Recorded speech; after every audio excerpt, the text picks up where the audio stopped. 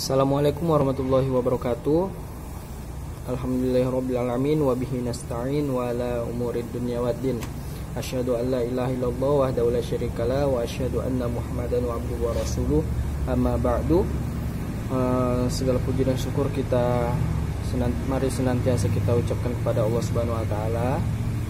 Salat kepada Nabi besar Muhammad sallallahu alaihi wasallam, yakni Allahumma shalli ala sayyidina Muhammad wa ala ali sayyidina Muhammad. Nama saya Abdul Latif Syafwan, saya mahasiswa bimbingan konseling Islam di Universitas Islam Negeri Sumatera Utara.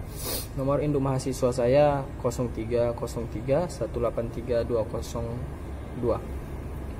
Baik, di sini saya akan sedikit membahas tentang konseling terapi analitik. Sigmund Freud memiliki konsep bahwasannya manusia memiliki alam sadar dan alam tidak sadar. Alam tidak sadar terbagi menjadi dua lagi. Yang pertama alam bawah sadar dan yang kedua alam tidak sadar. Nah, semua hal yang kita temui dalam realita itu namanya kita berinteraksi dengan alam sadar.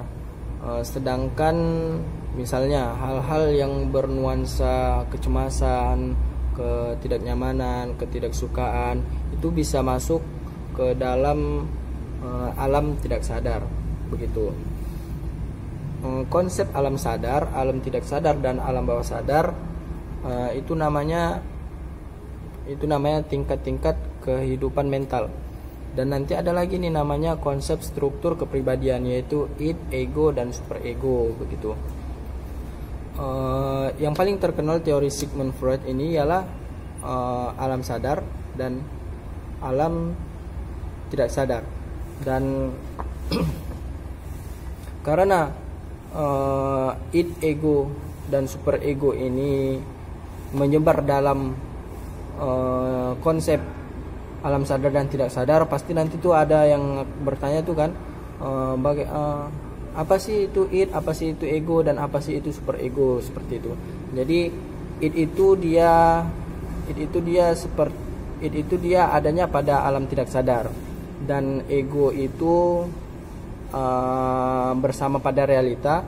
Ego itu yang membantu manusia untuk menghadapi realita. Jadi ego itu ada pada alam sadar, dan superego itu bisa di antara tiga wilayah: alam sadar, alam tidak sadar, dan alam bawah sadar, seperti itu. Dan kemudian id itu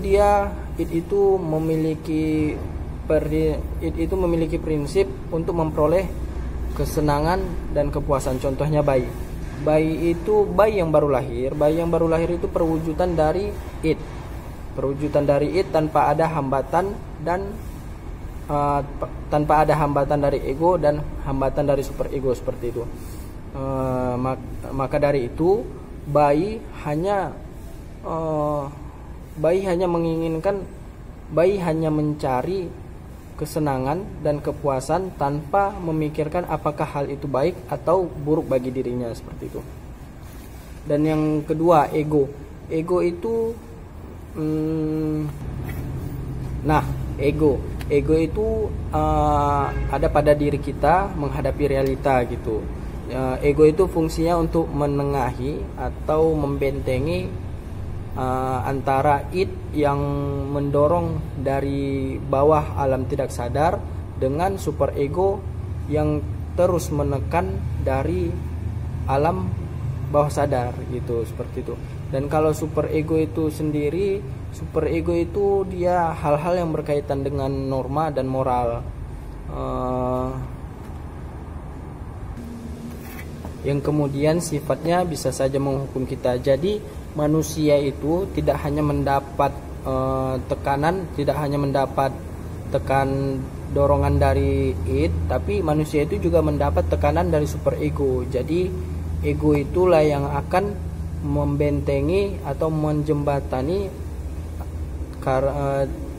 karena terbenturnya lah tadi id dengan superego tadi.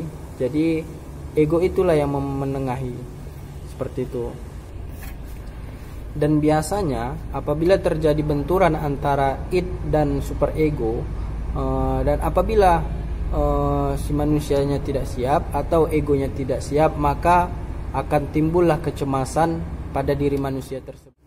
Dan akibat kecemasan tersebut, ego mulai berpikir bagaimana caranya agar mengatasi kecemasan tersebut agar tidak menghambat interaksinya kepada orang-orang, interaksinya kepada sosial dan kepada lingkungan sekitar. Nah, jadi seperti itu